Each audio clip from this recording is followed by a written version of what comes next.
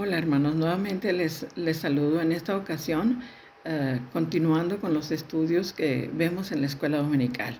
Mi nombre es Elmira Cadena y espero que esta clase sea bendición como han sido todas las anteriores. Esta clase va a ser una continuación de lo que vimos, que vio el hermano Ciel la semana pasada. El hermano vio en el capítulo de Génesis la corrupción de la humanidad en el caso del arca de Noé, la decisión de Dios que tomó al respecto tan drástica y el personaje de Noé, cómo fue escogido por Dios.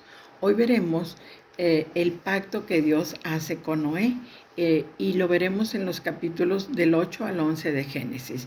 Permítanme hacer una oración antes de continuar.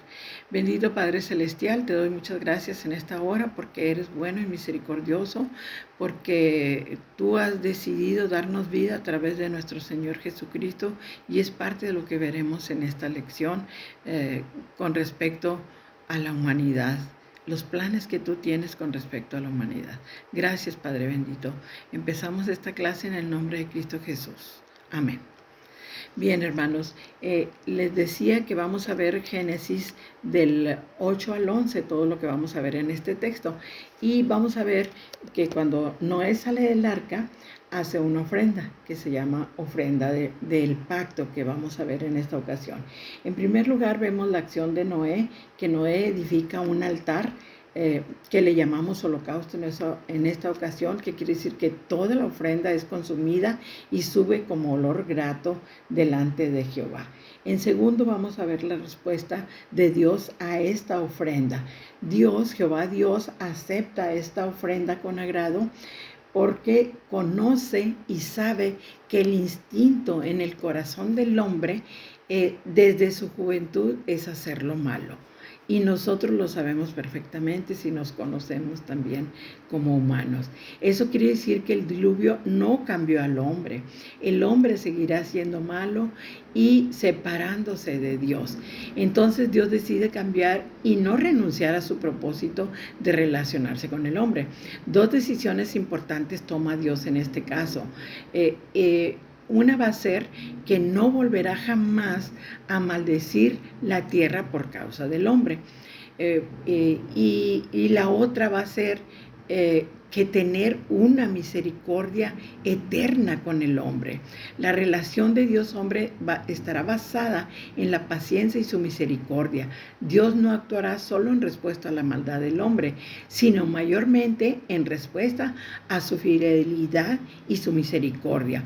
La mayor prueba de esta fidelidad es que envió a su Hijo Jesucristo, como dice Romanos 5:8. Vamos a continuar con otra parte de esta clase, hermanos. Ahora vamos a ver el pacto que Dios hace con Noé y en qué consistía. La nueva relación con Dios ahora, después del diluvio, estará confirmada por un pacto. Ese pacto es establecido por Dios y Él es el de la iniciativa. El pacto es un juramento solemne por el cual uno se obliga, o los pactantes, a ciertos compromisos entre ellos. En el lenguaje bíblico, el pacto es la forma de relación que Dios escoge con su pueblo Israel. Vamos a ver a través de la Biblia diferentes pactos que hace Dios con su pueblo. En este pacto lo llamamos el pacto de Noé, ¿verdad? Porque fue hecho precisamente con Noé, o pacto noénico, y establece, le da seguridad a la creación. La pecaminosidad del hombre no causará más diluvios. Eso es parte del pacto. El hombre entonces puede vivir con seguridad en la tierra. Otra parte de ese pacto es que Dios pone una señal que servirá de recordatorio constante de que Dios está presente y cuál es la actitud de Dios ante el hombre y del hombre ante Dios. Dice Dios: yo pongo mi arco en las nubes como señal de ese pacto. Ahí lo vemos en los versículos 12 y 13. Y esta señal es lo que hoy conocemos como el arco iris. Y es una señal que aparece continuamente cuando vemos la lluvia. Después del pacto con Noé, los fenómenos naturales van a regularizarse. La lluvia, que es de tanta necesidad para la sobrevivencia del hombre, va a representar que una amenaza constante que atemoriza al hombre, pero es un temor hacia Dios, un temor reverente. Y el arco iris es el reflejo del sol a través de un prisma, como lo sabemos, ¿verdad? Que son las gotitas de lluvia. Y su aparición va a causar alivio a la humanidad, sabiendo que el hombre, después del diluvio, tiene la seguridad de que esta lluvia no causará otro diluvio. Además, el arco es colgado en las nubes, el arco que es colgado en las nubes es señal de que Dios es un guerrero y que esa arma que Él tiene para destruir la humanidad no va a ser usada, sino, como vimos, vino Jesucristo para salvarnos de esa destrucción. Continuando con la clase, hermanos, en Génesis 10:32 dice, estas son las familias de los hijos de Noé, sus descendientes y en sus naciones. De estos se esparcieron y formaron todas las naciones de la tierra. Bien, este versículo explica que todas las naciones de la tierra tuvieron su procedencia en los descendientes de Noé y los descendientes a la vez de ellos, ¿verdad? Esta afirmación la vamos a ver que indica varias cosas. Primero, expresa la voluntad de Dios para que la tierra sea poblada nuevamente. Segundo, los descendientes de Noé se organizaron en familias y naciones a medida que se multiplicaron y avanzaban todas las civilizaciones. El tercer punto es que Dios nos introduce al mundo conocido y a las naciones que tuvieron mucho que ver con el origen y el desarrollo de las naciones de Israel. Los hijos de Noé son Sem, Cam y Jafet, y el pueblo de Israel va a tener origen en uno de ellos, que es Sem.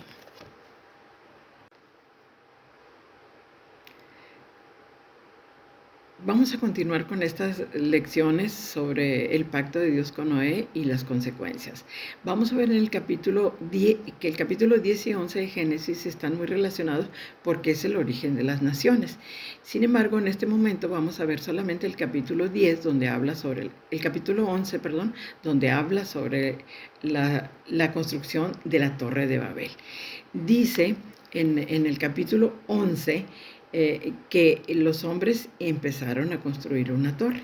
En esta ocasión, Dios va a notar otra vez la pecaminosidad del hombre y que lo sigue desafiando, porque eso es lo que hace el hombre al construir la Torre de Babel. Primero, dice, las naciones del mundo se unen porque todos tenían un solo idioma, entonces no les costaba unirse, y se unen para construir esa torre. Dice, vamos a llegar al cielo por medio de esa torre. Esa torre se establece en una llanura llamada Sinar, que se encuentra actualmente en Mesopotamia.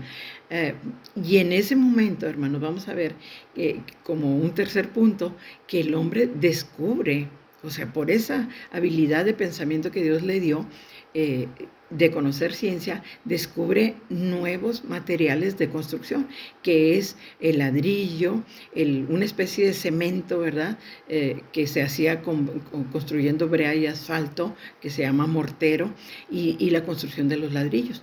Y en el tercer punto vemos que empiezan a construir una torre.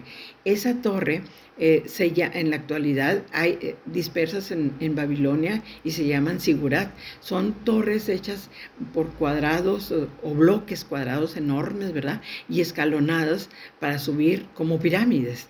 Y eso era lo que el hombre quería, querer ser autónomo, no querer depender de Dios. Entonces, eso es lo que hace en esta construcción. Y esa torre se va a llamar Babel, la Torre de Babel. Y sabemos que la palabra Babel significa confusión, porque Dios decide, y vamos a ver de los versículos del 5 al 9, frente a este desafío, Dios responde de la siguiente manera. Primero, reconoce que la condición del hombre, ¿cuál es? siempre va a tender al pecado y a querer ser independiente de Dios. Entonces, al tener un mismo idioma, se van a seguir juntando para hacer el pecado. El segundo, Dios actúa en su divinidad y en su soberanía y dice, utilizando verbos como vamos, descendamos, confundamos, ahí vemos la Trinidad actuando para poder tomar una decisión frente a lo que están haciendo. Y tercero, vemos que pues se destruye la Torre de Babel y eso causa una confusión en los idiomas y hace que se dispersen en diferentes naciones. El hombre se va a dispersar y ese va a ser el origen de las naciones y de las lenguas. Ahora vamos a ver el contraste de la Torre de Babel con lo que sucede en Hechos, capítulo 2, del 1 al 13, que es el día de Pentecostés, que se manifiestan diferentes lenguas en diferentes personas, y dice que la respuesta, dice, ¿cómo vemos hablar a estos varones galileos en nuestra propia lengua? O sea, el Espíritu Santo hace que todos hablemos una misma lengua para comunicarnos con Dios y hablar con Dios y entendernos los seres humanos que hemos aceptado a Cristo como Señor y Salvador. Bien, hermanos, con esto terminamos en esta ocasión, esta lección, y les vamos a proporcionar una ayuda homilética por si alguno de ustedes quiere construir un bosquejo o compartir este estudio con otras personas, que va a ser integrado. Gracias, hermanos.